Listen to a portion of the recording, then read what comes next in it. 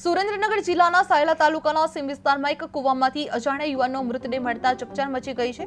પ્રાથમિક અંદાજ મુજબ મૃતદેહ 4 થી 5 દિવસ જૂનો હોવાનું સામે આવ્યું છે। વાડીના માલિકે કૂવામાં મૃતદેહ જોઈ તાત્કાલિક પોલીસને જાણ કરી હતી। પોલીસ અને ફાયર બ્રિગેડની ટીમ તાત્કાલિક ઘટના સ્થળે પહોંચી મૃતદેહને બહાર કાઢ્યો હતો। મૃતદેહને સાયલા સરકારી હોસ્પિટલમાં પોસ્ટમોર્ટમ માટે ખસેડવામાં આવ્યો હતો અને વધુ તપાસ માટે રાજકોટ મોકલવાની તજવીજ હાથ ધરાઈ હતી। જે હાલ મૃતકની ઓળખ અંગે પોલીસ તપાસ હાથ ધરાઈ છે। જે સાયલામાં કૂવામાંથી યુવાનનો મૃતદેહ મળી આવ્યો હતો, જે 4 થી 5 દિવસ જૂનો મૃતદેહ મળ્યો હતો, જે હોવાનો અંદાજ ફાયર બ્રિગેડની મદદથી બહાર કાઢવામાં આવ્યો હતો।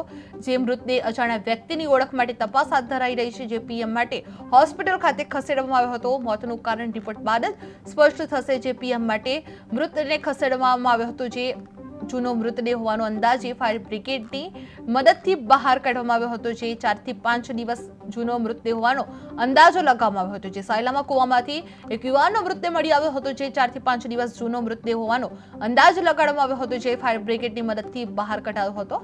મૃતદેહ અજાણ્યા વ્યક્તિની ઓળખ માટે તપાસ હાથ ધરવામાં આવી રહી છે। જે પીએમ માટે હોસ્પિટલ ખાતે ખસેડવામાં આવ્યો હતો।